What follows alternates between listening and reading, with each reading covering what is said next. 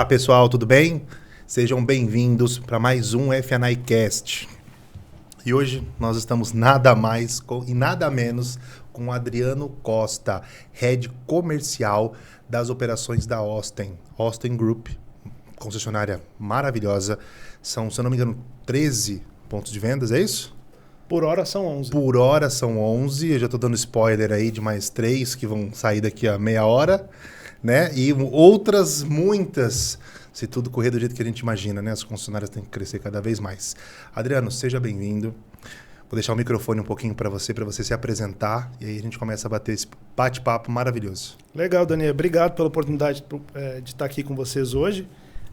Para mim é sempre um prazer falar sobre o nosso mundo, né? Sobre venda, sobre o comércio de veículos, enfim. Se a gente tivesse com o microfone ligado nos nossos encontros, eu acho que já tinha saído uns 3 episódios antes daqui, né? Com certeza. Legal. Bom, contando um pouquinho da minha trajetória, de forma resumida, eu iniciei trabalhando em montadora, fiquei 3 anos trabalhando numa grande montadora aqui no Brasil, comecei como estagiário, passei pela distribuição de veículos, fui ser representante comercial, aí fui transferido, eu sou da região sul do Brasil, sou natural de Porto Alegre, comecei lá no escritório regional de Porto Alegre, fui transferido para Brasília para cuidar da região norte. Então, atravessei o Brasil, né, de uma hora para outra, bastante jovem, e fui rodar as concessionárias. A minha área operacional era a região norte. Como era bom em geografia no colégio, eu sabia que era uma região muito grande. Então, compreendiam ali 14 praças, né, em 14 estados praticamente. Era quase que um concessionário por estado naquela época. Então foi uma experiência muito rica, assim, sair de um cenário, ir para outro, trocar culturas e experiências com distribuidores e com a rede de distribuição com situações tão diversas, né? E aí logo em seguida, depois dessa migração, fiquei 1 ano mais ou menos no norte, recebi um convite para deixar a montadora e trabalhar numa concessionária, num grupo de concessionárias, da qual eu inclusive era o representante comercial lá.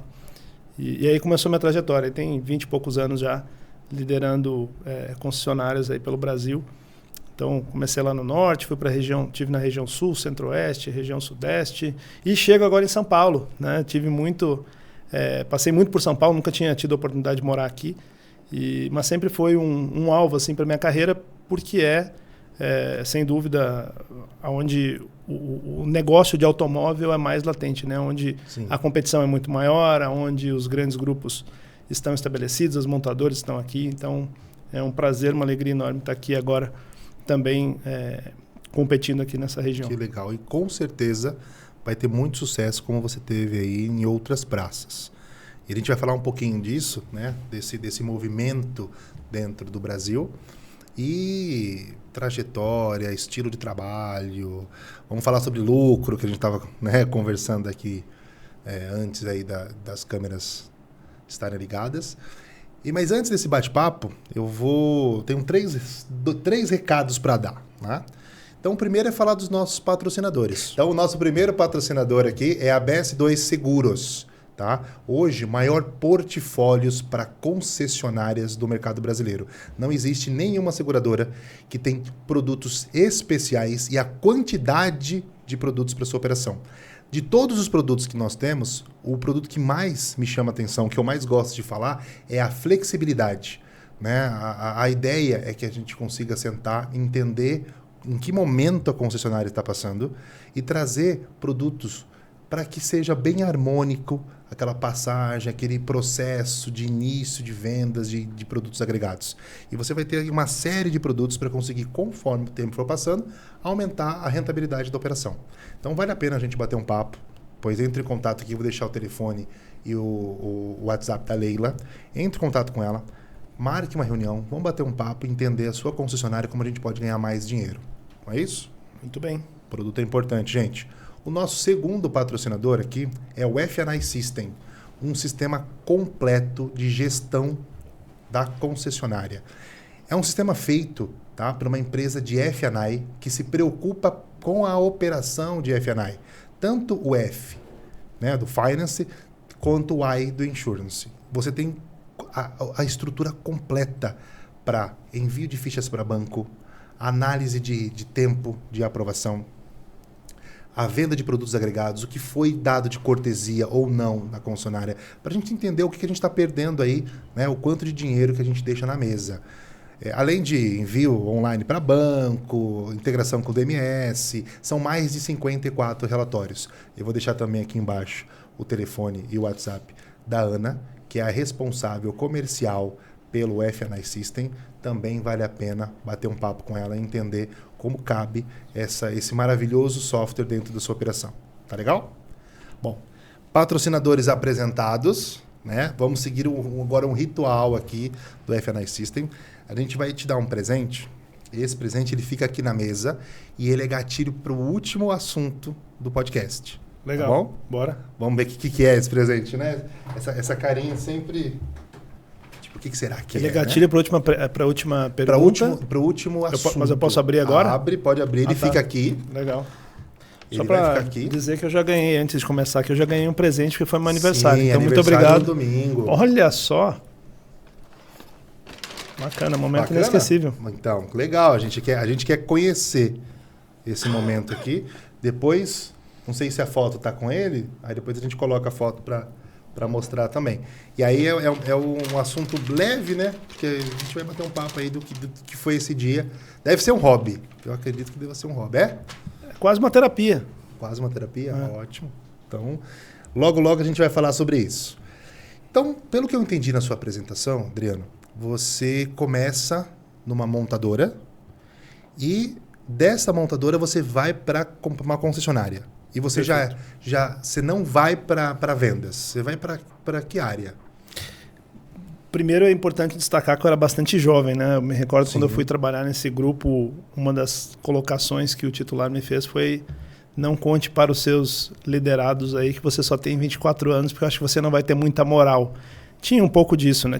Tem um pouco disso, né? As pessoas, ao longo do tempo, acreditam que só a experiência é que traz o conhecimento. Não é fato, né? Quanto mais o tempo passa, a gente sabe disso.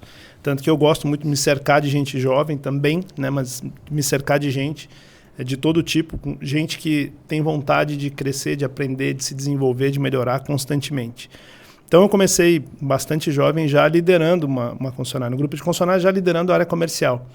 E era um grupo com bastante força de vendas, entre vendedores, gerentes, supervisores, assistentes. A área comercial tinha mais de 300 pessoas. Então foi uma experiência bem... Só o time de consórcio tinha mais de 100 colaboradores. Então foi uma experiência bem enriquecedora para ser a minha primeira experiência. Certo. E numa região totalmente diferente de onde eu tinha saído, então... isso de entender o perfil do cliente, eu acho que foi muito legal desde o início. E de criar flexibilidade, né? De saber que a gente pode, em qualquer circunstância, estar reinventando uma forma de fazer alguma coisa. E muitas vezes a inovação vem disso, vem de você fazer diferente e com isso aumentar os seus ganhos, aumentar seus resultados. E esse grupo tinha quantas lojas? Quando eu cheguei lá... Acho que tinha umas 3, mas nós chegamos a ter 8 lojas naquela unidade, sob minha gestão. Então você cuidava dessa parte comercial de vendas de showroom, consórcio? Veículos novos, veículos seminovos, o F&I inteiro, né? Consórcio, pós-vendas. Então não tocava administrativo, financeiro, contabilidade, essas partes. Como um amigo meu fala, os glóbulos brancos do negócio, eu tinha parceiros que tocavam, eu tocava a parte comercial. E o F&I, então você também já cuidava ali? Numa época boa, né, Dani? Uma época fácil, né? Uma época tranquila, porque a gente tinha uma taxa de juros muito alta no Brasil e a distribuição dessa rentabilidade pelos bancos também era bastante poupudo. Né? A gente fazia lá 10%, 12%, 14% mesmo de vender uma picape 100% financiada com 14% de retorno. Né? Então, bancos com apetite, né? O consumidor estava também preparado e gostava... Sabe que esses dias eu estava comentando com os amigos, eu me lembrei de uma pergunta que eu fiz para o professor na faculdade. Eu estudei na PUC, no Rio Grande do Sul, fiz administração de empresas lá, foi minha primeira graduação. E eu me lembro quando eu estava tendo a primeira aula de economia e o professor falando sobre hiperinflação e a época antes do Plano Real, né? E eu me lembro da pergunta, assim, eu disse, nossa, eu imagino como gerir um negócio nessa época devia ser difícil, né? E ele falou assim, não. Na verdade, era muito fácil, porque você acordava de manhã, o produto valia 1. No final do dia, ele já estava valendo 1,1. Um mês depois, ele estava valendo 1,8. Então, qual era o trabalho do comerciante? Remarcar preço. Sim. Era comprar bem e remarcar preço. Então, na época da ineficiência, você não precisa ser tão competente. E por que eu lembrei desse assunto esses dias? Nós passamos por uma pandemia que, para nós, como humanidade, foi terrível, né? Mas para o comércio, de modo geral, foi muito bom. Porque os preços escalaram. Então, as margens ficaram folgadas e, na grande maioria dos produtos, aí, bens duráveis, faltou produto. Então, o que a gente teve nesse período? Muito mais demanda do que oferta. Exato. Então, todo mundo foi campeão de vendas. Todo mundo foi espetacular. Todo mundo teve resultados maravilhosos. Então, quem nasceu de 2020 para cá e está achando que 2024 é um ano muito complicado, bem-vindo à realidade. A gente só voltou ao normal. Exato. O normal é a gente ter competição. O normal é a gente ter uma demanda menor do que a oferta. E a gente ter que trabalhar bastante para conseguir obter lá o resultado final que as empresas precisam para continuar prosperando e progredindo. Então, esse é o mundo normal. Eu lembrei disso lá da época da hiperinflação. Acho que tem um pouco a ver, né, essa época que as coisas... que a gente tinha 4 marcas no Brasil, né? Eu era criança ainda, mas tinham 4 marcas no Brasil. Market share ali, né, dividido entre aquelas 4. Fila de espera de tudo que era produto. A pandemia foi muito parecido. Então, agora a gente volta para uma situação normal de mercado. Quem conseguiu se desenvolver nesse período está muito bem agora, né? Porque estava todo mundo tirando pedido, igual você falou. As filas estavam enormes, o produto não tinha. Agora, quem conseguiu fazer o diferente, entender ali a nova necessidade do cliente, o novo momento, hoje ele ainda continua vendendo muito bem. Quem só estava tirando pedido e se preocupando só com isso, está sentindo toda a dificuldade. Mesmo aquele profissional que antes ele sabia como era, mas parece que ele desaprendeu nesse período. Não, agora está fácil tirar pedido. Ah, não acredito mais nisso. Não, lead, não. Mesmo assim, agora não tem mais. Não, tem. A internet ela é muito ativa, né? Nas vendas. Acho que você deve ter uma preocupação ímpar com isso. E a tendência do ser humano é a gente sempre atribuir a alguma coisa que está fora do nosso controle, porque a gente se exime da responsabilidade de agir sobre aquilo, né? Sim. Eu costumo falar assim, motivo de não venda. Todo o software aí de CRM tem escrito lá, né? Por que você perdeu a venda? Ou quando o gerente chama alguém e fala assim, vem cá, Daniel, você não fechou aquele negócio lá, o que aconteceu?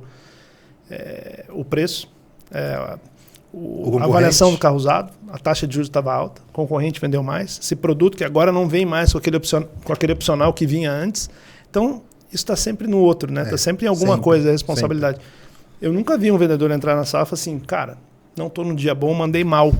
Sim. Né? Minha argumentação não foi legal.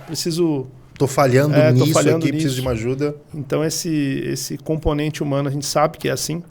Então, talvez para as pessoas internalizarem isso e buscarem. Agora que a gente voltou para a condição normal, e até digo assim, eu acho que além de voltar para a condição normal, a gente tem uma questão de competitividade crescente no Brasil.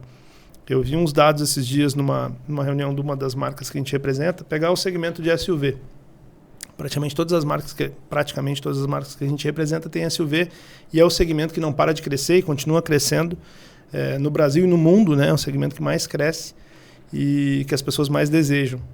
Em 2018, se nós pegarmos só os utilitários que venderam mais de 1.000 carros no Brasil no ano, nós tínhamos 15 modelos diferentes.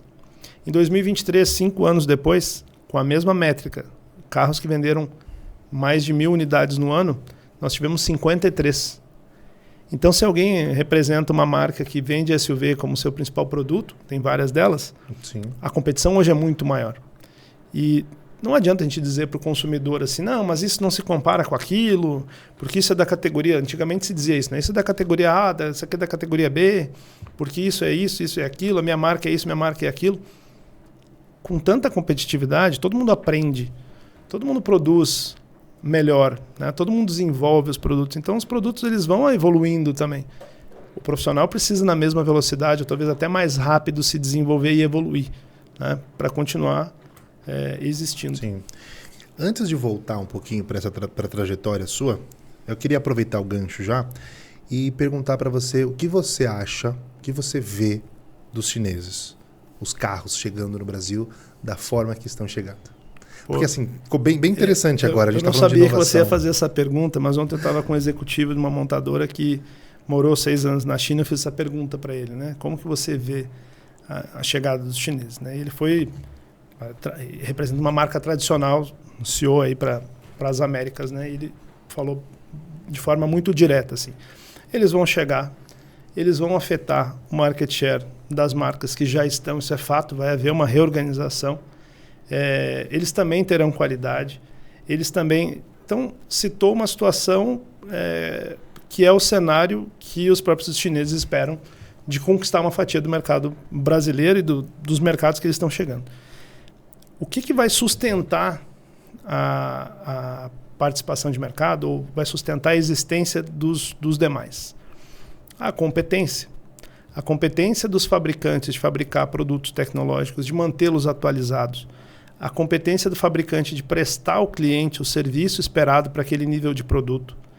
Isso vai aumentar a competência de cada um desses players. E dos distribuidores, que na verdade é quem faz o varejo, da mesma forma. Então, o concessionário é um elo muito importante, muito forte nessa cadeia. É ele que atende o cliente, é ele que oferece a experiência para o cliente. Então, no final das contas, aos olhos do consumidor, o consumidor só tem a ganhar, porque mais competitividade, sim, reorganiza os preços, aumenta a qualidade, dá mais opções. Aos olhos de quem está dentro, né, quem está atuando, a gente sabe que a régua vai subir e a gente vai ter que ser mais competente no serviço prestado. E referente ao serviço prestado, eu vejo que as montadoras, elas vão precisar exatamente o que você falou, né? O cuidado maior vai ser entre a montadora e o seu parceiro. Porque o atendimento para o cliente final vai ser praticamente o mesmo padrão. As grandes concessionárias, os grandes grupos estão colocando os chineses dentro do seu portfólio. Então, o cara que tem uma BMW vai ter uma BYD, o cara que tem a Mercedes vai ter a GWM, e ele provavelmente vai manter o padrão, porque ele já tem um escopo de treinamento, acompanhamento, contratação. Então, para o cliente final, sim, aumenta, claro, competitividade, respaldo, atendimento, mas isso aqui é meio que um padrão das concessionárias grandes já. Né? Agora, a montadora, sim, ela vai ter que prestar atenção, acho que muito mais para aquele concessionário, porque vai acabar perdendo espaço. Os chineses já vieram para cá, agora é uma opinião do Danier, e pode mudar, né? Daqui a alguns meses pode mudar, como mudou. Já. Então, alguns meses no passado, a gente teve os chineses já vindo para cá e não deu certo. E era um momento que na China, os chineses também não eram ponta de venda. Você olhava o ranking dos 10 primeiros lá, você não tinha carro chinês. O chinês não queria o carro chinês. Hoje, se a gente olhar lá, né, o último ranking que eu puxei das 16 principais marcas de vendas lá. A primeira é BYD lá, mas eu posso te garantir que das 15 marcas, a gente está falando de 6 marcas chinesas lá. Então os caras conseguiram conquistar o espaço de um mercado de 20 milhões de veículos no ano e eles vêm para cá com um cenário diferente. Né? Não adianta, eu acho que hoje a gente tem essa briga interna aqui, se vai, se não vai, se vai, se não vai. Eles chegaram fortes. Vocês hoje já pretendem ter? Você já trabalhou com marca chinesa? Como é que é esse universo? Eu, como profissional, nunca tinha trabalhado com marca chinesa até então, até chegar aqui no Grupo Osten. E nós representamos a BYD e eu vejo algumas questões diferentes que eu acho que servem para nos ensinar, nós brasileiros, nos ensinar em qualquer negócio que a gente faça. Primeiro, uma obstinação muito grande pelo trabalho, pela perfeição, né, pelo aperfeiçoamento constante. Você nota que eles estão em cima disso? Demais. Eu nunca tive experiência de lidar com uma marca que acompanha tão de perto o concessionário. Não é todos os dias, é todos os dias, várias vezes ao dia. Sim. Então, o número de pessoas que acompanham os concessionários é muito maior do que a maioria do que quase todas as marcas que estão estabelecidas. O acompanhamento da rotina do concessionário e do que acontece com o cliente dentro da concessionária acontece várias vezes ao dia. Eu já fui representante de montadora. Você é Eu uma atendi, peça-chave. como eu citei no início, 14 estados. Com que frequência eu visitava um concessionário? Eu recebi em 1 mês de operação aberta a visita da CEO, da vice-presidente global 2 vezes, do CEO 3 vezes em 1 mês. Os times deles nos visitaram constantemente. Essa semana a gente já deve ter tido 3 visitas. E eles analisam detalhes. Detalhes. Se a plaquinha não estava parafusada, se ela estava colada, o padrão é parafusado, Não tem discussão. O padrão é parafusado. Então, assim, o nível de detalhe entrega o nível de qualidade que a gente espera dos produtos. E isso eu acho que é o grande diferencial. Essas marcas chinesas chegaram no Brasil no início, como você falou, e não deram certo. Algumas estão aí, né? Elas pavimentaram um caminho, mas também deixaram uma impressão.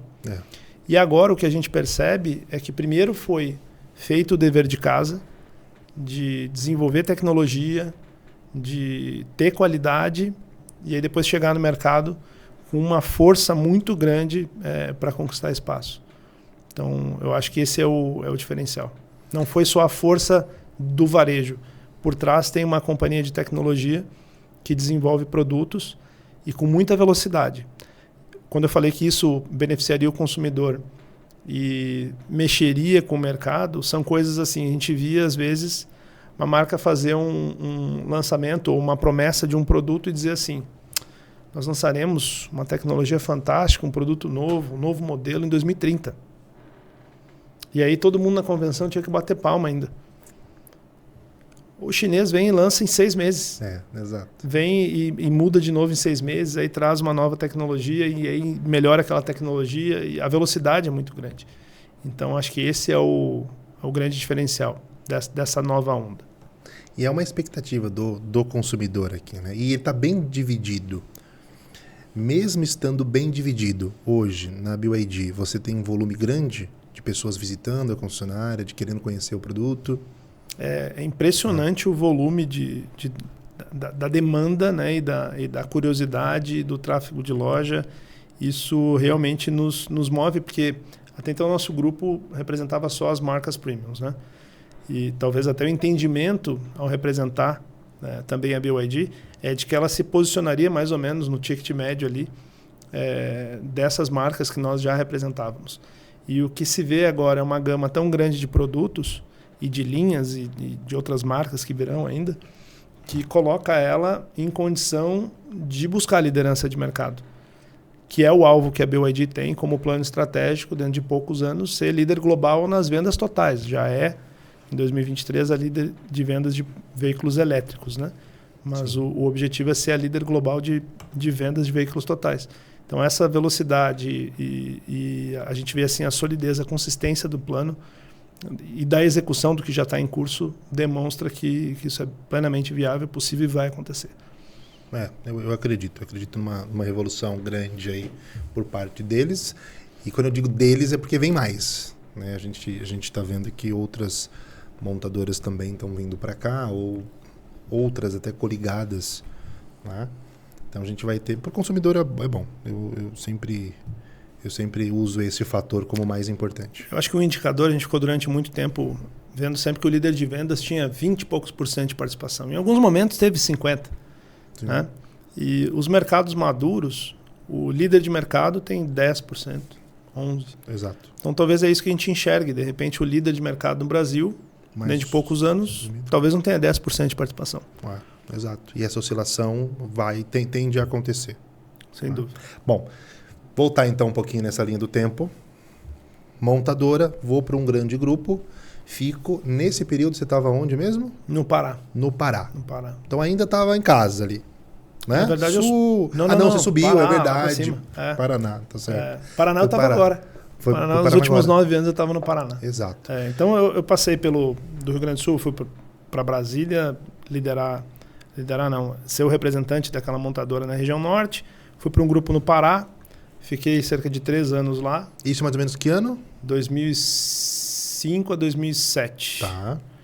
E depois eu tive a oportunidade de retornar para o Sul, tive rapidamente em Santa Catarina, fiquei 1 ano em Santa Catarina, fui para o Espírito Santo, aí no Espírito Santo eu fiquei mais 5 anos. E aí depois eu assumi uma posição num grupo que operava Rio Grande do Sul e Distrito Federal. Aí peguei 2 praças em comparação às demais, já maiores, né? Porto Alegre e Brasília. Tinha alguma relevância em relação às praças que eu tinha atendido. E nessa trajetória até agora, sempre com marca premium ou não? Não, até então sempre representando marcas de volume, né? Marcas de volume. Ford, Hyundai. Tá bom. E a gente está falando de que ano? Porque eu tenho uma pergunta para te fazer aqui num determinado ano, por isso que eu quero entender em que momento nós estamos. Aí até 2000 fui trabalhar em marca premium no Paraná a partir de 2015. 2015, tá.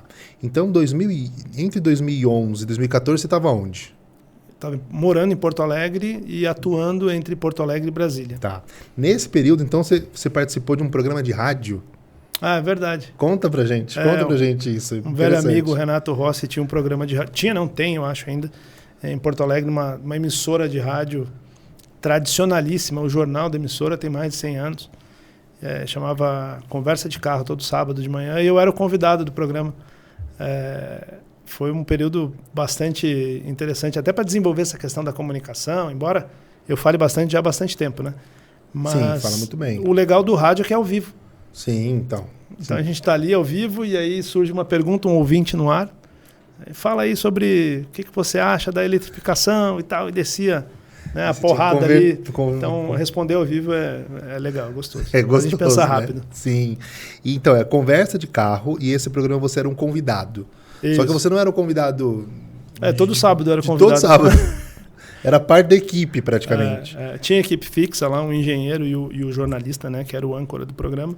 E sempre tinham 2 convidados, eu era um desses convidados durante uns 4 anos, mais ou menos. Eu fiquei legal. Participando lá, foi muito bacana. Não, isso é bom para você, bom para o grupo que você trabalhava, porque era uma forma de marketing ali também, né? Então vou lá naquela loja que tem lá o cara da rádio que explica tudo do carro. Você quer ver como isso dá papo? Vai no churrasco. Se você eleger 5 assuntos que vão ser discutidos lá, conseguir tirar política é melhor porque vai dar briga, né? Vai falar de futebol e vai falar de carro. Sim, nos exato. top 5 ali, com certeza esses 2 assuntos estarão lá. Exato. E quando começar a falar de carro, você entra num assunto muito mais forte, porque nem é porque você quer, é porque as pessoas colocam você nessa posição. Sim. Eu digo isso porque quando eu estou com meus amigos é a mesma coisa. A gente tem vários assuntos que a gente está falando, quando vai falar de carro, e isso assim, eu sou um cara DF&I. Mas não importa. Quer saber o preço do carro, mas esse modelo, né? Essas perguntas são bem variadas. Se a taxa vai cair. Se a taxa vai cair, quem o banco está financiando mais, qual o tamanho do porta-mala, assim, são perguntas aleatórias, né? Vai de ponta a ponta. E sabe que eu sempre acreditei que nesse período que eu estou nesse negócio, eu entendi alguma coisa do assunto, né? Esses dias eu recebi uma ligação de um colega e falou assim, cara, o que tu acha da marca tal? Aí deu uma marca lá. Eu travei, foi a primeira vez em muito tempo que eu travei, porque eu não tinha escutado falar da marca ainda. Eu desliguei e fui pesquisar. Falei, olha, eu não conheço essa marca, eu vou procurar saber dela. É uma das marcas que vão chegar no Brasil. Não tinha estudado, porque hoje, assim, a marca nasce às vezes em 2021 e ela chega no Brasil em 2024. Né? Isso é desafiador para todo mundo. Então, foi legal, porque a gente tem que estar sempre pronto aí para buscar conhecimento. Para buscar conhecimento, porque não dá para saber, não. Quando eu fui fazer o ranking de vendas também, comecei a olhar e falei, nossa, mas esse aqui eu nem imaginava. Nem imaginava.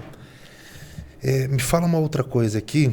A gente já chegou na linha do tempo para você contar uma história que eu achei muito legal no almoço que nós tivemos, que você estava falando sobre uma concessionária que você foi fazer entrevista. Ah, legal. Estamos nessa linha do tempo já ou não? Tá aí. Eu passei um pouco por cima, porque assim, eu contei que eu comecei no Pará, né? Tem muitos amigos até hoje que me seguem lá nas redes sociais, vão comentar talvez esse corte aqui que a gente vai fazer. Legal. Eu comecei no Pará, depois eu fui para o Espírito Santo e tal, e aí eu estava trabalhando no Espírito Santo e passei por Santa Catarina e recebi um convite de um grande grupo de Brasília para fazer um processo seletivo. Na verdade, fui indicado por uma montadora, uma marca que eu nunca atuei, para ir lá falar com o titular, para ir ser diretor comercial. Na época eu tinha 28 anos, 29 anos, para ir ser diretor comercial desse grande grupo lá em Brasília. E fiz uma entrevista bem produtiva, assim, eu achei bacana ali a primeira meia hora de conversa, Mas ele olhou para minha cara e falou assim, legal, você teve sucesso aí e tal, mas... Não pode falar palavrão aqui, né? Mas que ele falou... Ele falou para mim, assim, pô, mas só mercadinho de M, né? Cara, eu desmontei assim na cadeira, eu amoleci, sabe? Ele disse assim, virou... Imagina você vir para Brasília, num mercado extremamente maduro, onde aqui num bairro a gente tem todos os concorrentes, um do lado do outro, com operações gigantes, com times gigantes e tal. Como que você se vê vindo aqui tocar esse negócio desse tamanho? E claro, a técnica dele foi, vou colocar uma objeção aqui na frente desse moleque aqui, vamos ver como é que ele reage, né? E realmente aquilo me doeu, porque eu olhei para aquele mercado pujante, aquelas concessionárias enormes e tal, e de fato não fui selecionado. Né? Diminuí. Na hora ele falou assim, te dou uma vaga aqui de gerente, não sei o quê. E tal. Eu falei, obrigado, estou muito bem onde eu estou. E fui embora. Mas eu voltei com aquilo assim, sabe? Eu tenho que ir trabalhar no mercado competitivo. Eu quero trabalhar no mercado grande, porque eu não vou ouvir mais isso. E foi engraçado, porque anos depois eu fui trabalhar nesse outro grupo que trabalhava no Sul, em Porto Alegre e Brasília, né? Então eu cuidava dessas duas praças, atuava nessas duas praças. Inclusive foi a época que eu mais voei com político na minha vida. Eu ia terça e quinta, geralmente, e é o dia que os deputados voltavam, né? E aí, casualmente, eu fui negociar com essa pessoa, porque depois a gente tinha uma operação de compra e venda da concessionária, e esse cara que me entrevistou foi o proponente adquirente lá. Ele tinha interesse de comprar uma das operações que a gente tinha. E aí o bate-papo foi com você numa outra posição. Numa outra posição. Mas aquilo foi um grande aprendizado também, porque esse negócio de transação de concessionária, ou de empresas, né? Quem está adquirindo, ele precisa ter noção do negócio como um todo. E a visão dele como empresário é muito legal para você saber se realmente você conhece o seu negócio, né? Então tivemos aí umas 5 reuniões, pelo menos, para tratar dessa operação e foi engraçado, porque foi o mesmo cara que me proporcionou talvez a experiência mais inesquecível da minha vida. E muitos iriam sair dessa entrevista numa situação de inferioridade e talvez sem recuperação. A gente, infelizmente, conhece pessoas que não têm essa... né, não vão para cima. E para você foi o contrário. Então, nem foi uma pessoa que você traz mágoa. Talvez seja um cara que te deu um ânimo diferente. 2 grandes aprendizados assim que eu falo. Eu tenho 2 filhos, um de 15 e um de 25, uma enteada de 15 também. Que eu falo para eles e falo para a garotada que trabalha comigo. Se eu puder compartilhar alguma coisa do que eu aprendi nessa jornada até aqui, que não é tão longa assim, foram 2 coisas. A primeira é a gente ser bastante persistente naquilo que a gente está fazendo. As coisas têm que ter consistência. Então, eu vejo que hoje a gente é muito imediatista, talvez pela velocidade que a gente está sendo educado, a geração atual está sendo educada. A gente costuma, assim, implementa um projeto, passa uma semana, 15 dias, 1 mês, 3 meses, não tem resultado, desiste, larga tudo para lá. Não é persistente com as coisas. E o segundo valor é a gente ser resiliente, que é a gente aprender a amassar, se deformar tal, e voltar para a nossa condição normal. Sim. Então, nos negócios, no comércio... liderando, né, negócios, a gente não vai ganhar sempre. Na verdade, a gente perde muito mais do que ganha. Eu ia falar isso. Até a gente ganhar, tem um caminho duro. E a gente não pode desanimar. Então, acho que persistência e resiliência são 2 valores que eu trouxe para a minha vida. E mesmo passando, às vezes, assim, momentos muito difíceis, eu lembro disso. Nunca veio fácil. Sempre teve bastante desafio no caminho, né? Sempre teve muito não, sempre teve muita pedra ali para a gente coletar e construir a nossa obra, né? E se teve muito não, é porque teve muito trabalho. Sem dúvida. Né? Não é que o não é uma coisa ruim. Não é uma coisa... A estatística vai mostrar, a gente sempre vai ouvir mais não. Nessa área que a gente está, área de vendas, principalmente. Então, se teve mais não, é ótimo. É verdade. Né? E o sucesso foi aparecendo cada vez mais. Falando aí de compra, venda, então foi um momento que eu tive mais contato com você, que a gente ouviu muito falar de você, o Edno falava sempre de você como um parceiro de negócios na Automob. E lá nós vimos o Adriano como um diretor próximo à operação e que gostava muito de treinamento. Conta para mim um pouquinho dessa veia de treinamento sua. Ela já veio desde lá da época da montadora? Teve algum momento que você sentiu que isso era muito importante, que mudava a operação? Ou não? Ou foi assim, uma obrigação, caiu no meu colo e eu comecei a gostar? Bom, deixa eu transcender um pouquinho mais para explicar porque que eu acredito nisso. Eu acredito nas pessoas, né? O negócio de concessionária é uma franquia. A gente está ali representando uma marca que dá as diretrizes. Você deve trabalhar dessa forma, vocês têm esses processos para serem seguidos, o cliente tem que ser atendido dessa forma. Então tem uma certa padronização. E a gente compete entre os concessionários, né? Da mesma forma, a gente recebe lá um plano de treinamento para ser feito. Vamos imaginar que a gente faça todos os treinamentos Tier 10 lá que a fábrica propõe. Vamos supor que a gente faça todos os processos lá que a fábrica propõe e a gente tire 10 lá na auditoria de processos. O meu colega vai fazer o mesmo, o outro colega também, o outro concorrente também, o outro concorrente também. Então é todo mundo igual. Então se a gente seguir exatamente os scripts das montadoras, das marcas que a gente representa, a gente vai ser igual à média de todo mundo. Então, o que dá o alcance de um concessionário para fazer diferença, para entregar resultado, para se destacar? E o que está ao alcance de um profissional que está à frente de um negócio para se destacar em relação aos seus concorrentes? Desenvolver as pessoas. Sim. Essa é a variável que está ao nosso alcance. Uma concessionária vai ter mais capital para poder ter mais estoque, a outra vai ter um pouquinho mais de dinheiro para botar em propaganda, a outra vai conseguir fazer um showroom um pouquinho maior. Mas isso não é o que ganha o jogo no final das contas. Claro que ajuda, né? Mas a gente já viu muita operação robusta perder para uma operação mais humilde. Sim. A gente já viu histórias e lições de estratégia onde uma empresa extremamente capitalizada perde para uma empresa descapitalizada. Como que isso acontece? Porque ela ganhou no processo, mas muitas vezes ela ganhou na estratégia, mas eu tenho certeza que ela ganhou com as pessoas. São as pessoas que fazem o resultado, né? E o mundo de vendas, embora eu goste muito de tecnologia, inovação, recentemente meu segundo MBA foi Inovação, Liderança e Gestão 4.0. Falar bastante sobre inovação é um negócio muito legal. Mas eu acredito sinceramente que em vendas, especialmente vendas de valor agregado alto, o fator humano ele vai continuar sendo muito relevante, muito importante. Porque hoje o que se tornou premium? Você ter uma pessoa que te conhece e te chama pelo nome. Legal. Coisa que no comércio, no passado, era algo meio trivial, né? Lá no interiorzinho e tal, comprava do fulano, não comprava o produto. Comprava do fulano. O que o fulano vende, eu comprava do fulano. E eu acho que isso para frente ainda vai continuar tendo muito valor. Ainda que a gente tenha ferramentas, vou citar um exemplo. Se você pegar as nossas marcas de luxo, alto luxo, e você oferecer, por exemplo, um bot para falar com o cliente, ele joga para lá. Ele quer falar com o vendedor. E ele quer que o vendedor atenda ele no horário que ele está disponível. Não no horário que o vendedor trabalha. E os vendedores de grande sucesso, eles se colocam disponíveis ao cliente em qualquer momento. Então, o cara está lá, sei lá, no final de semana e acontece uma infelicidade com o carro dele. Sofre um acidente, por exemplo. Ou o carro quebra. Que é a primeira pessoa que lembra para falar. Ele vai ligar para o vendedor.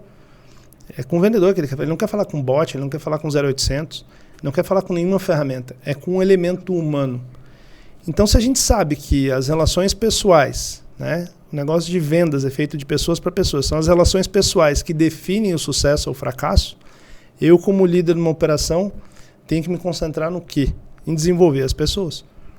Só que isso também dá trabalho. Sim, isso dá trabalho. Bastante. Ouvir feedback, por exemplo, é uma coisa que a gente fala bastante, né? Tem que ajudar a desenvolver a pessoa dando feedback. Mas quantas pessoas estão disponíveis e abertas para, de fato, ouvir aquilo e usar aquilo para o seu autodesenvolvimento? A gente perde muita gente quando a gente começa a ser franco e dar o feedback de forma, mesmo que de forma construtiva, né? Quando a gente se propõe a ajudar, orientar, direcionar, tem muita gente que se fecha. Eu sempre fiz assim, síndrome de Gabriela que falam, né? Eu sempre fiz assim, sempre foi assim. Aqui você não entende nada. Já mudei de mercado várias vezes, né? Pô, aqui em São Paulo, cara, eu fui ouvir isso várias vezes, assim, não, aqui é diferente. É diferente, o cliente aqui é diferente. O cliente é diferente. Você vai bastante lá para os Estados Unidos, tive a oportunidade de ir algumas vezes também. E quantos brasileiros vão lá olhar as operações e tal e aprender, trazer boas práticas, né, para fazer os negócios crescerem aqui, nutrirem, pegar bons processos e implementar aqui no nosso mercado, que é um mercado mais maduro, que se vende no Brasil em um ano, se vende nos Estados Unidos em um mês, né, ou vão para a China, e aí trazem boas práticas para cá. Então, quem vai fazer isso para buscar se desenvolver vai com a cabeça aberta para entender que se faz aqui que eu posso implementar no meu negócio e com isso tirar mais resultado. Então, tem muito disso, do desenvolvimento de ser uma via. Muito disso não, é isso, né? É uma via de duas mãos aí. Quem está disposto a desenvolver precisa se aplicar nisso. E quem vai ser desenvolvido precisa estar aberto, né, para receber também. Para trocar, mas para receber. E é um investimento, né, de tempo, é um investimento em dinheiro também, porque você colocar uma pessoa dentro da sala ali, quanto teoricamente você está perdendo naquele momento, mas que você vai ganhar no momento futuro. Então a gente percebia muito isso, essa sua vontade de desenvolver pessoas lá e essa veia de treinamentos. Você já fazia isso no passado? Já é uma coisa assim, na montadora você já era o cara do treinamento também na rede? Eu acho que foi meio sem querer, sabia? Porque, na verdade, eu era representante de vendas, mas foi bem na época que estavam desenvolvendo um CRM e aí falaram assim, como primeira missão, vai rodar a rede e treinar todos os vendedores a usar o CRM. Tá bom. E aí eu fui lá explicar como é que funcionava o CRM, aqui você cadastra a empresa, aqui você bota o cliente, aqui você sobe a cotação e tal, isso em 2003. E aí eu comecei a interagir muito com o vendedor. E eu ouvia os vendedores falando assim, o cara lá do Acre, por exemplo, falando, olha, mas vocês não levaram em consideração que pode ser dessa forma e tal. E já nessa época eu vi como realmente, às vezes, a pessoa que está liderando esse projeto, ela faz isso de uma visão e não olha o outro lado, né? Ela não vai lá na ponta ver o cara que está operando o sistema, que fala com o cliente para saber o que o cara que vai falar com o cliente quer saber daquela ferramenta, o que ele espera daquela ferramenta. Então, me aprendeu a ter essa visão holística, né, dos negócios. A gente olhar de dentro para fora e olhar de fora para dentro. Como que o cliente vê isso? Como que o usuário vê isso? Né? Como que quem está ali na ponta, na frente do cliente, vai usar essa ferramenta? Então, acho que foi bastante útil assim, para o meu desenvolvimento também. E aí começou assim. Aí eu fui usando isso mais para frente. Que legal. E esse é um ponto que a gente nota e dá muito valor. E um outro ponto também, que é você estar sempre próximo ao departamento de F&I. O que a gente percebe, nós entendemos, né, que muitos gestores, muitos diretores, eles têm uma cabeça muito focada só na venda do carro. Então eles trazem consigo ali um DNA de venda, vamos tirar os carros do estoque, vamos fazer aquilo vender. Quando eles levam isso para a equipe de vendas vai fazer igual. Se o seu líder faz, né, se o seu líder está dormindo no final da mesa, no final da sala, a equipe toda está dormindo. Se o seu líder acha que só a venda do carro é importante, a equipe também vai achar a mesma coisa. E vocês caminham sempre muito próximo ao departamento de F&I, tomando, né, cuidado para que a venda acontecesse, olhando indicadores, a gente estava falando de indicadores agora, né? E isso nasceu também da onde? Em que momento você percebeu que o F&I ele traz uma boa rentabilidade para a operação? Na marca Premium ou antes disso você já tinha total cuidado dessa operação? Bom, primeiro que eu fiquei 9 anos numa empresa americana e eu acho que a grande referência talvez tenha sido essa experiência. Já veio de antes disso, mas tenha sido essa experiência. Porque nos Estados Unidos se faz mais dinheiro, as concessionárias, e isso está na internet, quem acessar aí as empresas de capital aberto nos Estados Unidos podem pegar os demonstrativos anuais, os reportes lá e avaliar essa informação que eu vou dar aqui. Se faz mais dinheiro com F&I do que com carro. Quando a gente olha o tamanho e a representatividade do faturamento do F&I em relação ao faturamento das outras fontes de negócios, veículos novos, veículos usados, peças, serviços, o F&I tem a menor representatividade, porque o faturamento é basicamente a comissão que a concessionária recebe. Mas quando a gente coloca na mesma forma de pizza ali, né, o total de dinheiro que a concessionária faz, que é o lucro gerado com a venda do carro novo, o lucro gerado com a venda do carro usado, o lucro, não o faturamento. Sim. Com a peça e com o serviço e com o F&I, a gente vai ver que o F&I ele é mais relevante do que o carro novo. Então, o que faz ganhar o jogo? Porque o carro novo é tabelado pelo mercado. Sim. Eu não vou nem dizer pela montadora, é tabelado pelo mercado. Tem uma competição. Você encontra o mesmo carro na concessionária A, na concessionária B, na concessionária C. Então, o cliente faz, de alguma forma, ele faz esse shopping, seja pela internet, pelo telefone, Exato. Da casa dele, ou indo até as lojas, né? Cada vez menos indo até as lojas. mas o que vem por trás, que é um bom serviço, um bom pós-venda, para fidelizar esse cliente e você conseguir fazer mais dinheiro com o serviço, né? Aumentar a retenção, fazer ele ir por mais tempo. No Brasil a gente tem uma vantagem, né? Entrando um pouquinho em pós-venda, pulando FNA, mas eu volto para aí. No Brasil a gente tem o período de garantia atrelado à concessionária, né? Que nos Estados Unidos não tem, a gente citou como uma referência. Sim. Lá você pode pegar o seu carro, pegar as peças e ir na oficina do seu amigo, que não é um concessionário, e fazer a revisão dele e manter a garantia do carro. No Brasil a gente ainda tem isso. E o que a gente vê? Qual é o movimento? Quando acaba a garantia do fabricante, as pessoas vão embora, elas vão fazer manutenção em qualquer lugar. Às vezes nem fazem manutenção, mas vão fazer em qualquer lugar. Então o concessionário não fideliza. Fidelizar é quando acaba a garantia e esse cara continua indo na tua concessionária. Então o F&I, além dele rentabilizar as vendas, ele ajudar na composição do resultado final do negócio, ele também é uma ferramenta de fidelização. Então quando eu crio alguns artifícios para fazer com que esse cliente ele retorne para a minha oficina, e quando ele retornar para a minha oficina, eu abordo ele de novo, e isso vira um ciclo que se retroalimenta, eu acho que os melhores cases de sucesso que eu vi assim, na minha trajetória, os melhores vendedores, eles não ficavam cobrando lá o marketing para gerar lead. Eles não ficavam pedindo para o ramal dele tocar. Ele não, na verdade, ele nem precisava nutrir mais a base dele, ele já tinha a base dele. Bastava ele ficar falando com aquelas pessoas que ele já atendia, que ele batia as metas. Né? Então, o F&I ele pode ser uma ferramenta poderosa para ajudar o concessionário a rentabilizar mais o negócio e para criar artifícios que façam o cliente retornar para dentro da concessionária. E você vê isso como uma coisa muito clara e importante, né? Qualquer conversa que a gente faz, dá uma dica para o gestor que não vê isso aí. O que você pode falar para o cara? Olha, né, presta atenção que isso aqui é uma mina de ouro. Dá uma dica aí para um corte que o Guilherme vai fazer.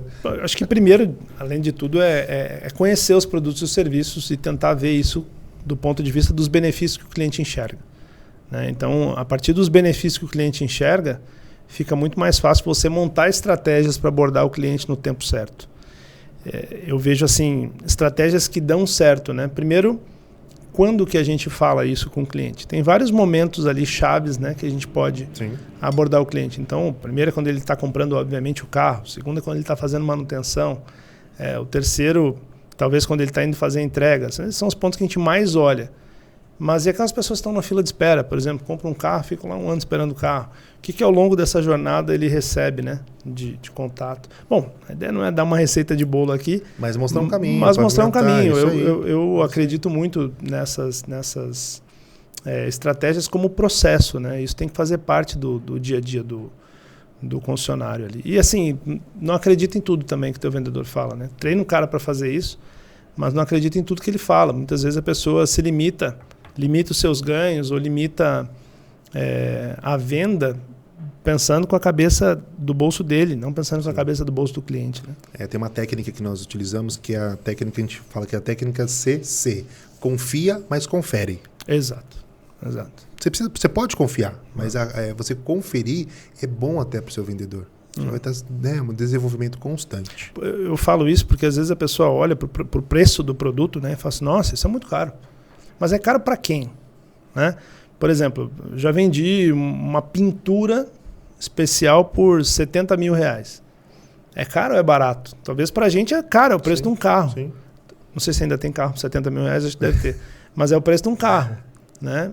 Mas para quem comprou, é um detalhe, do spec do carro dele ali que ele quer contar no churrasco. Né? Tem valor. Que é o lance do preço versus o valor. Sem dúvida. Esse exemplo que você deu é clássico. E muitas vezes ele conta ainda pro amigo, né? Só a pintura desse carro aqui. Foi 70 mil. Foi 70 mil. É isso aí. Mas valeu por conta disso. É o único aqui, é a cor que me lembra tal coisa. É valor. Eu já tive a oportunidade de configurar a gente agendou uma visita de um cliente para configurar um modelo. E no dia da configuração, tinha uma assistente que fazia isso, né? Então ela sentava junto com o vendedor, especialista naquilo ali, e ela configurava o carro.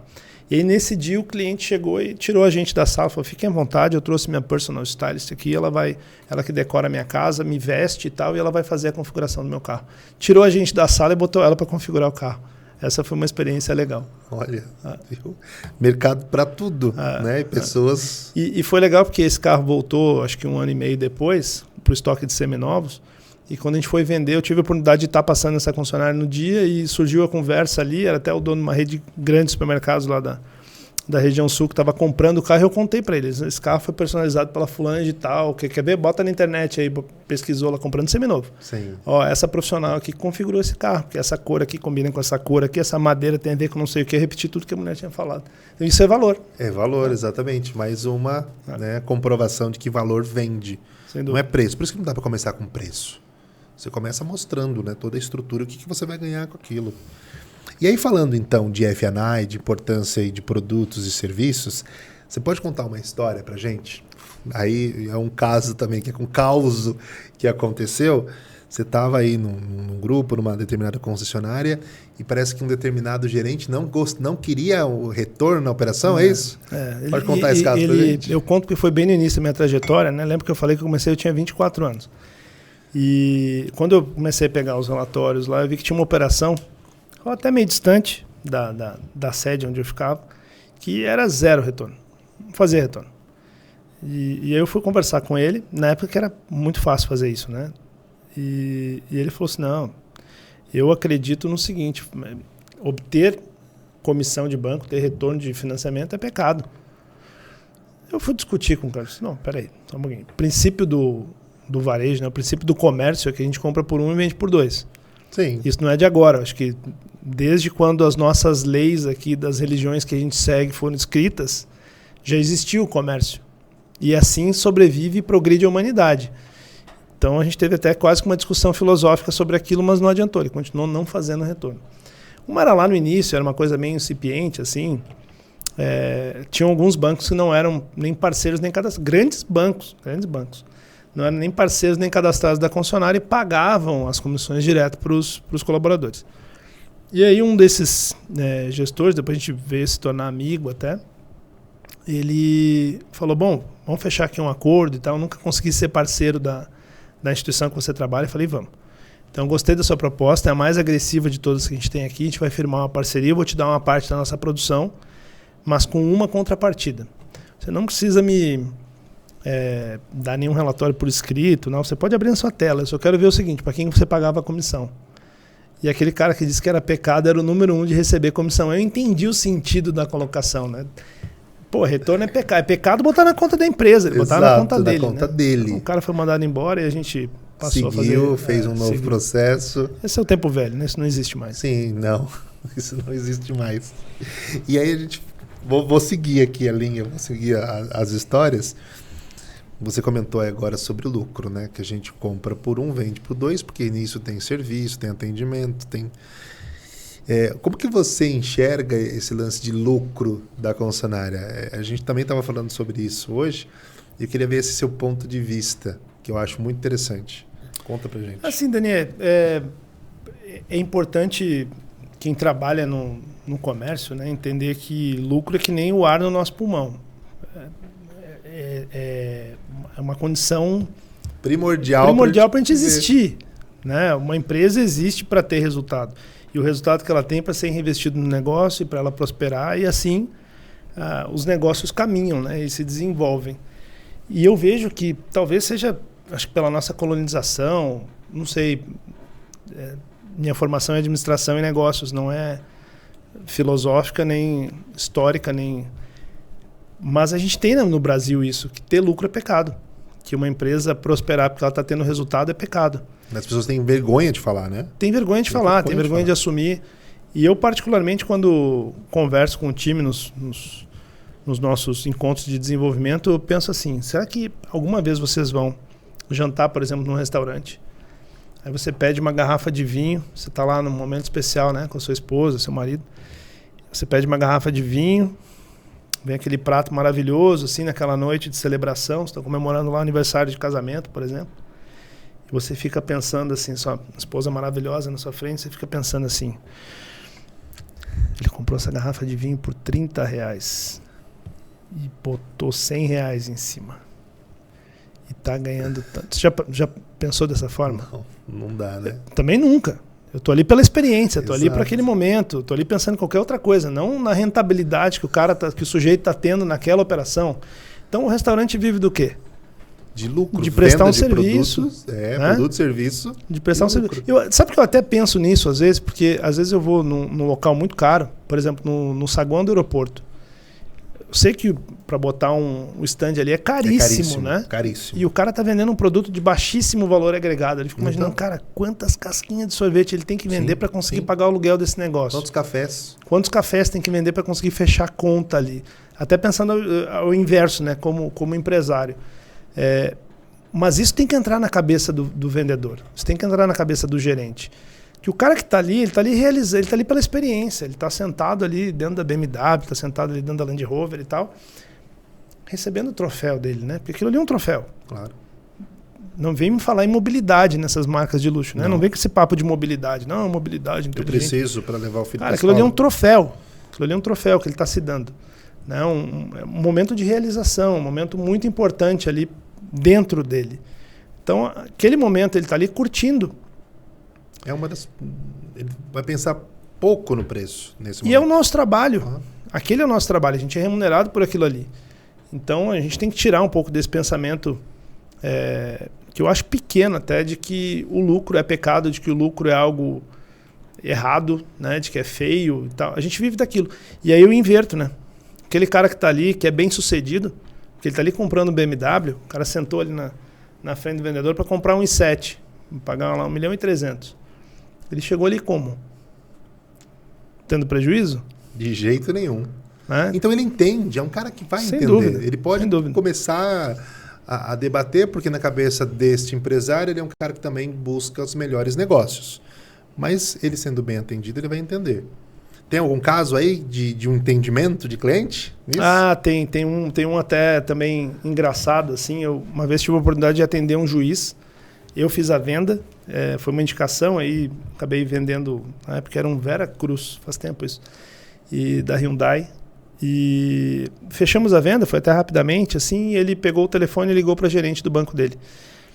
E aí, sem nem falar nada, nem pediu licença, falou para ela, acabei de comprar aqui um Hyundai e tal, e me manda aqui a condição, vou financiar X mil, não lembro mais quanto é que era o dinheiro. E aí ela já mandou as condições para ele. Ele desligou o telefone e falei, pô, fiz toda a transação aqui contigo, paguei no teu carro que tu queria, né, e tal. E ele vai lá e liga para ela e faz o financiamento. Não, vai fazer o financiamento comigo. Ele disse, mas isso é relevante? Eu falei, claro. Aí ele falou, tudo bem, desde que você faça uma condição melhor. Aí eu peguei a condição que ele tinha recebido ali numa mensagem e falei assim, tá bom, vou tirar aí X reais da parcela e aí tá fechado. Você faz por aqui, eu já te entrego o carro, tudo... Não precisa se preocupar com nada, não. Emplacamento, é tudo embutido aí. Você vai só sair com o carro já financiado, alienado e tudo mais. Ele, que bom que eu já saio daqui, tá tudo resolvido. Aí eu dei contrato para ele assinar. Na hora, né? Aprovação automática, juizão ali, tinha score. Pá, imprimiu, dei na mesa ali para ele assinar. Eu falei, não, tem um princípio. Eu não assino nada se não for de um dia para o outro.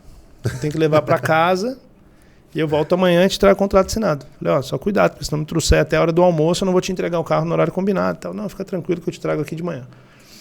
No dia seguinte entrou ele já gritando do lado de fora da minha sala, quase que empurrando a porta assim. Isso é um absurdo, você tá me enganando.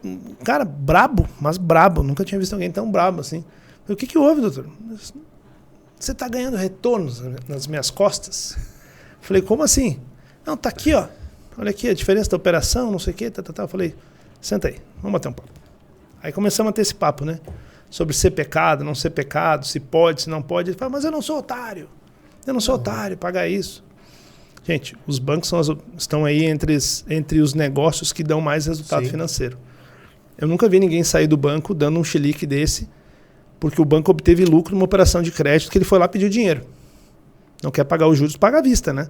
Então não foi o caso, ele precisava fazer o financiamento. Eu falei, doutor, o banco ia ficar com todo o bolo. Como a gente tem um volume grande de negócios, eu negocio com eles que todas as indicações que eu fizer, eles me pagam uma comissão. Então, daquele bolo lá, que ia ficar inteirinho para o banco, eles me deram uma fatia aqui e tá tudo certo, eu não entendi ainda.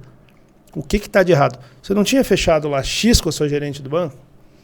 Eu não fiz X menos alguma coisa que eu prometi? Fez. Então o senhor vai assinar aqui porque o senhor é um homem de palavra, o senhor é um homem da lei.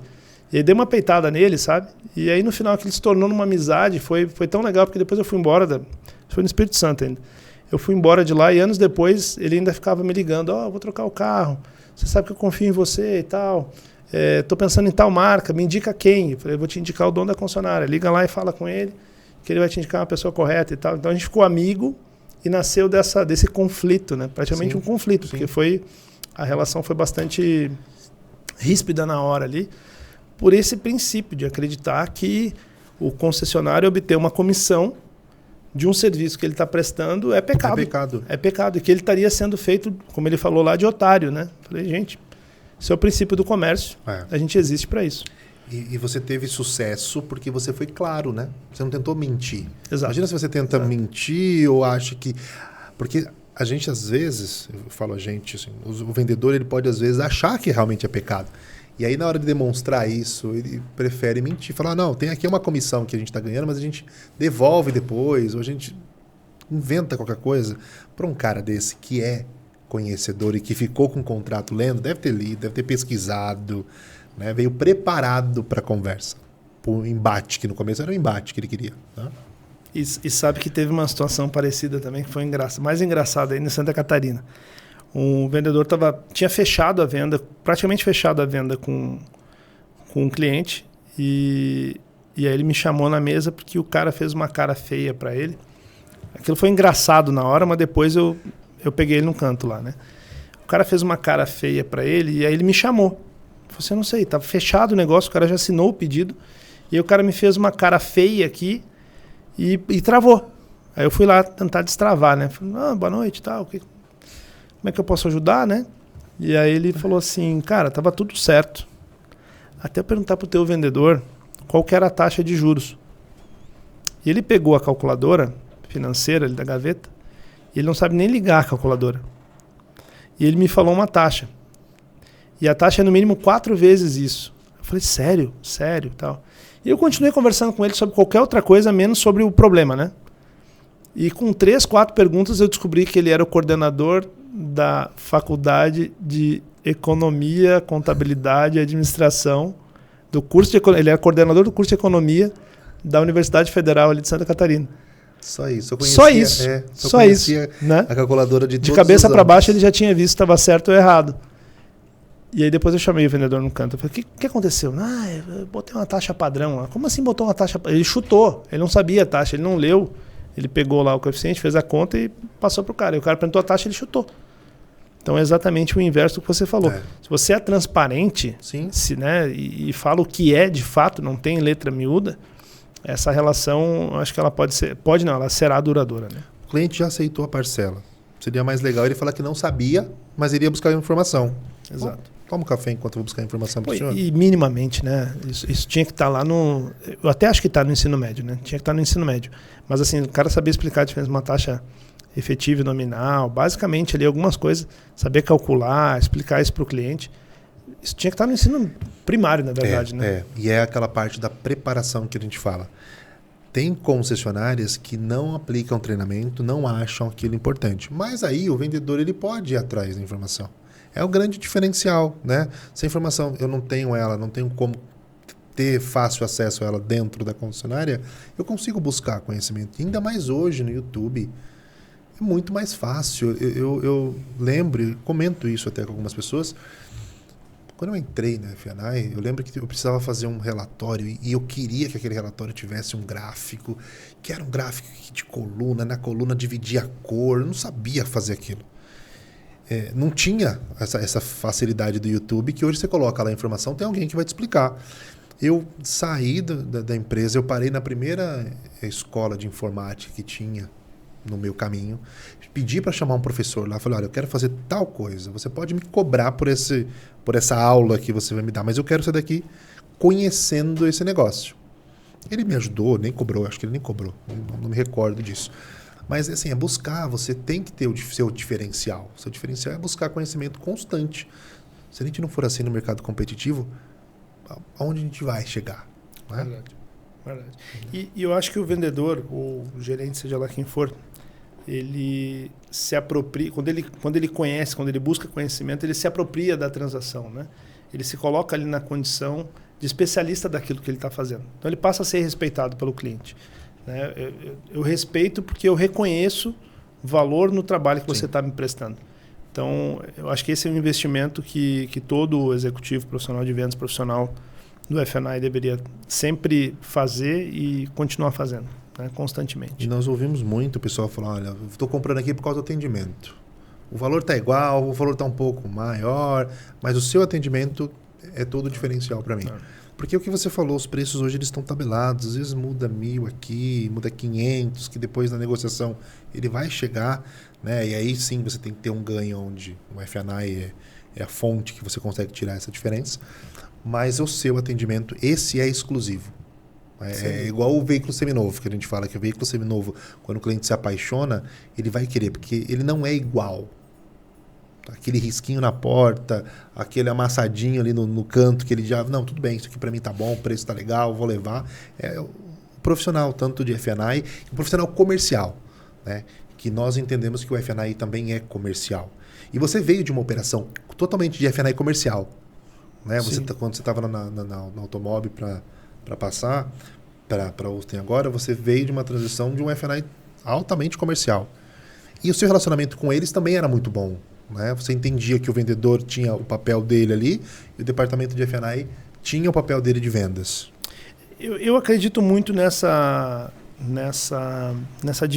parceria, mas essa segmentação entre as posições. Eu acredito muito naquele modelo americano do vendedor ser o especialista do carro e você ter o vendedor lá, né, o gerente nos Estados Unidos, até o F&I manager, né? Isso. Ele se apropriar dessa função dos produtos financeiros, né? Até porque são muitos. E quantos mais tivermos, mais soluções a gente oferece para o cliente. Para o cliente é um benefício, né, ter essas soluções dentro do ponto de venda. E para a concessionária também é um benefício, já falei aqui, porque rentabiliza o negócio e fideliza o cliente.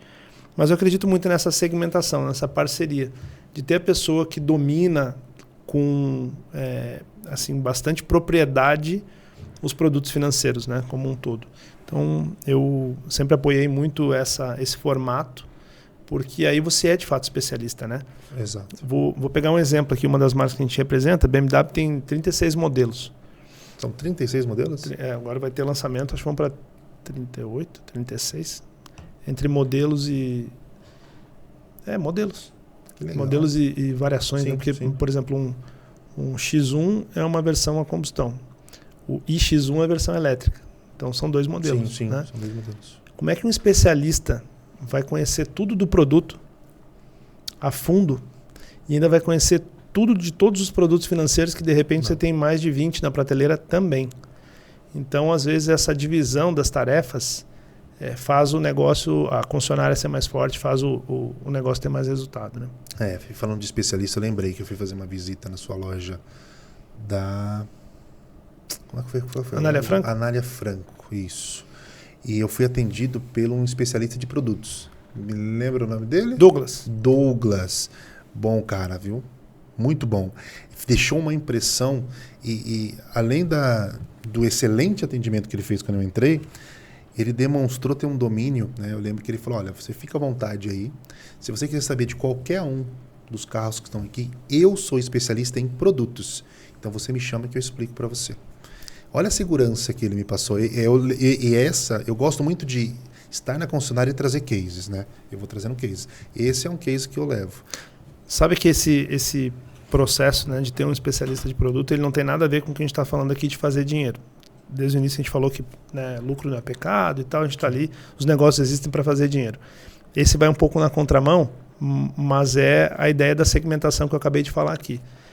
Esse papel é o cara que sabe tudo de produto, porque tem algum momento da etapa lá do negócio que você não quer saber de comprar, você quer saber de conhecer o produto. Então você está planejando fazer uma troca daqui a um período muito distante. Naquele momento você não está no momento de compra, mas você está no momento de conhecer a marca, conhecer aquele produto novo que chegou. Vou dar um exemplo. Você acabou de comprar um carro e você está indo fazer a primeira revisão. 1 ano depois, né? Ou 9 meses depois. Você vai fazer a primeira revisão. E aí chegou um lançamento lá. Você não quer naquele momento comprar. Você quer saber tudo daquele lançamento. Qual a diferença desse especialista de produto para o vendedor? Ele está fomentando uma venda futura, né? Ele está ali para te atender com toda a alegria do mundo, te falar tudo sobre o produto. E ele não está ali para converter venda, tanto que ele nem pode. E como o vendedor vive de vender, ele sempre vai ter a tendência de querer forçar de fazer a negociação. Ele vive daquilo ali. Sim. Então são momentos distintos que uma mesma pessoa pode ter. Hoje você está numa condição apropriada para comprar, hoje, amanhã você não está. Então a gente tem esses dois papéis dentro do mesmo espaço e eles funcionam muito bem juntos. Então quando chega no momento que você diga assim, pô, Douglas, adorei, cara, como é que eu faço para ter esse carro? Ele fala, peraí que o Wagner aqui vai te atender, por exemplo. E aí ele vai lá e dá segmento e finaliza o negócio. Eu acho isso muito legal, porque é experiência, né? E é o time jogando como time, né?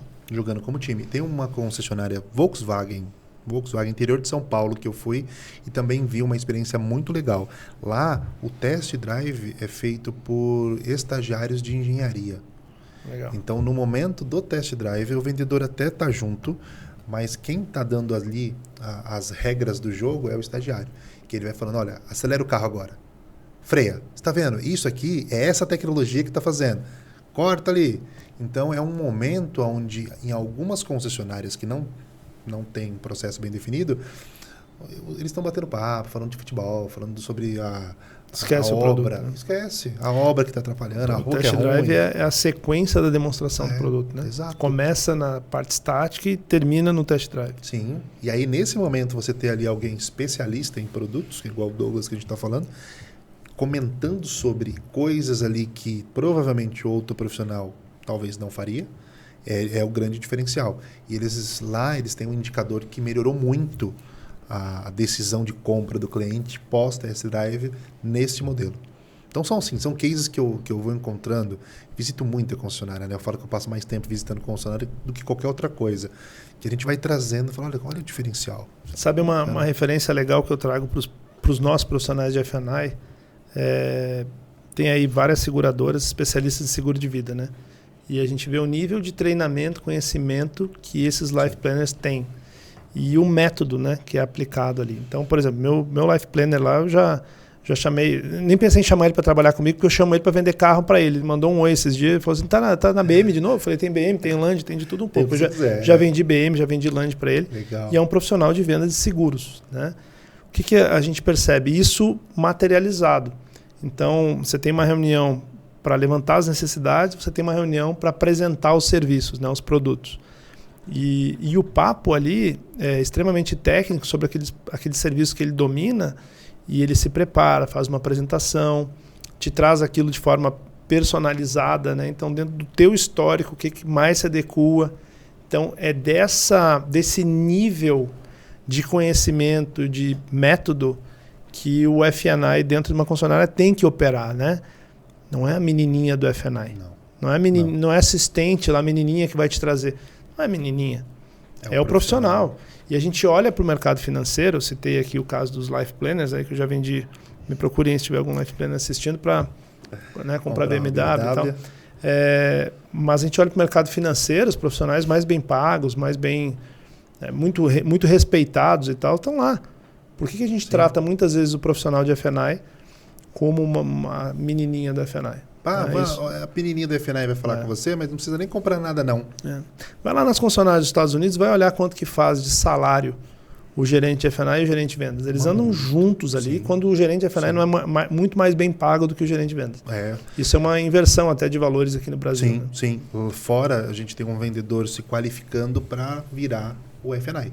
Exato. Né? Porque ele vai ali, é ele que tem a sala, ele fecha a porta ali com o cliente, começa a mostrar todas as opções de produtos e serviços, e ele sabe que dali ele vai tirar bons negócios. Né? E os ganhos são altíssimos. E o ponto de virada está justamente nessa propriedade que ele cria de explicar, né, com detalhes ali os benefícios que o cliente tem adquirindo aqueles produtos e serviços.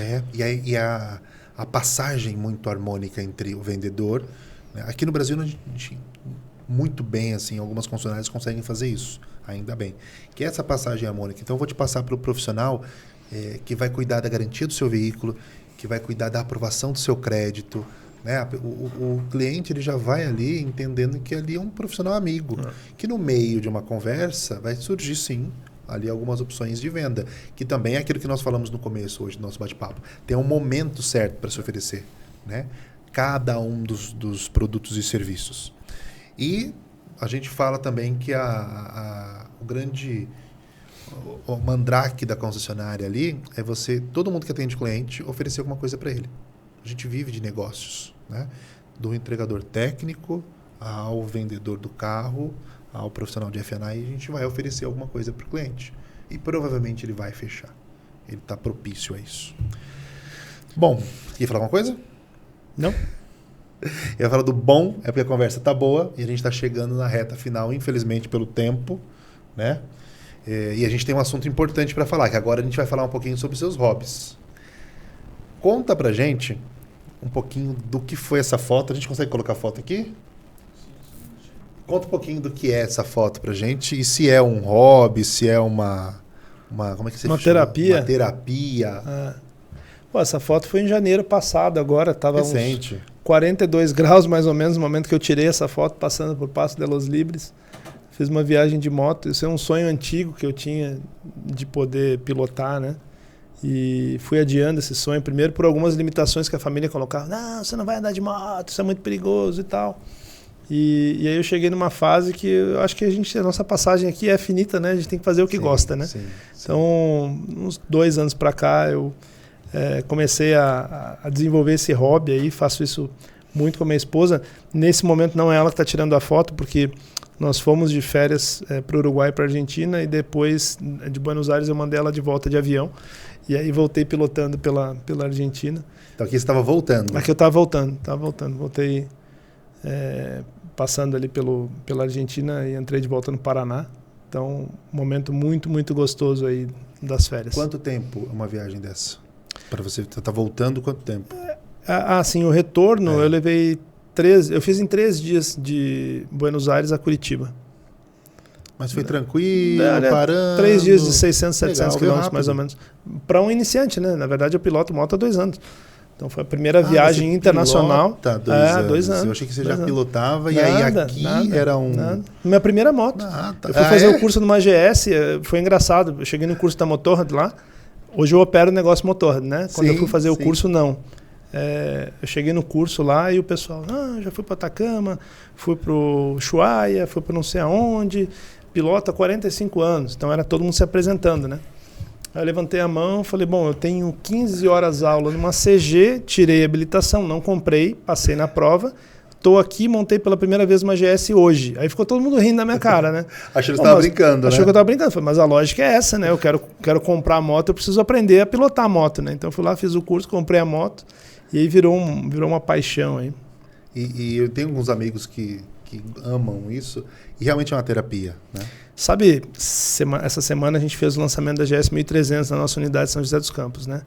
E aí eu estava conversando com um grupo de clientes ali, eles contando para onde eles foram, para onde eles vão e tal, porque descobri assim, eu ia ali para Punta del Este, onde eu fui ficar lá uma semaninha, em Buenos Aires é fichinha, essa galera viaja numa saída, assim, eles fizeram um roteiro agora de, acho que 15, 20 mil quilômetros numa viagem, né? Ficaram 33 dias pilotando, e só que, sabe o que é legal? A idade média devia estar na faixa dos 70. Que bacana. Outro dia eu estava com a minha esposa numa parada dessas aí, e chegou um grupo de motociclistas, acho que devia ser uns 9 senhores, rapazes. A idade média estava próximo dos 80. Meu Deus, essas motos são pesadas, você fica ali 10, 12 horas, desidrata. Então, assim, tem uma questão de preparo físico, né, de concentração, você precisa estar 100% concentrado. Né? A moto tem piloto automático, como tem o carro, ela tem alguns recursos ali, mas mesmo um descuido, game over. Né? Então, o que eu vejo nessa turma aí? Não vejo ninguém deprimido, né? Não vejo ninguém reclamando de dor aqui, de dor ali. Então, senhores de 80 anos com a saúde, e eles se esforçando para manter a saúde. Né? Nessa conversa ali, falando, não, agora nós vamos fazer a volta na Itália, Suíça, não sei aonde. Então, mas são quantos mil quilômetros? São não sei quantos mil quilômetros, vamos fazer na Europa e tal. Falei, cara, é legal, a gente tem que estimular isso. Né? Claro que não é um hobby barato, né? Mas a gente tem que estimular isso porque é uma forma de também curtir a vida, né? É muito bom trabalhar, né? Mas curtir a vida também é muito legal. Precisa. E você já tem a próxima definida? A próxima moto? A próxima viagem? A próxima viagem, sim, ano que vem é Atacama. Atacama, ano que vem.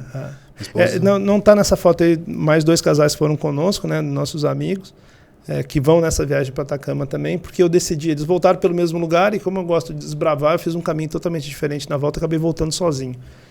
Que é bom também, viajar sozinho também é uma recomendação. Eu amo viajar e foi uma experiência diferente, muito legal. E a Atacama este ano? Não, ano que 25. Ano que vem. 25. 25. Você tem que trabalhar bastante na Austin aqui para poder mas vai tirar férias tranquilo. tranquilo. Vai tranquilo. Adriano, é um prazer bater um papo com você. Tá? O tempo passou, eu nem percebi. Isso é muito bom. Então já deixo aqui o espaço aberto para a gente bater um papo depois de novo, marcar. Você está começando uma trajetória que eu tenho certeza que vai ter muito sucesso aqui. Muito sucesso. Então a gente já... Guilherme vai abrir depois a agenda e vai falar, olha, daqui a 6 meses a gente está de volta aqui para você contar um pouco de como está sendo esse processo aqui em São Paulo, que é onde você falou que queria estar, né, enraizado agora aqui, nesses novos desafios. E foi muito, muito bom, muito gratificante bater um papo com alguém que teve a trajetória que você teve e que se preocupa muito com a operação, tanto a parte comercial de vendas de veículo, quanto a parte comercial de F&I. Legal. Eu agradeço o espaço aí, obrigado pela oportunidade, obrigado também pelos ensinamentos aqui. É muito legal trocar. Eu gosto de ter as oportunidades e ter a possibilidade de sentar com as pessoas que fazem o mesmo que a gente e trocar experiências. Eu acho que a gente cresce sempre. É importante, exato. A gente multiplica. Isso aí. É isso aí? Obrigado. Bacana, Valeu. Obrigado a você. Pessoal, espero que vocês tenham gostado. Tá? Como eu falei, foi um prazer esse bate-papo aqui. Pena que passou tão rápido o tempo, né? Mas o homem prometeu voltar. Então, em breve, a gente está falando de novo aí de grandes operações e grandes resultados. Obrigado, até mais. Valeu.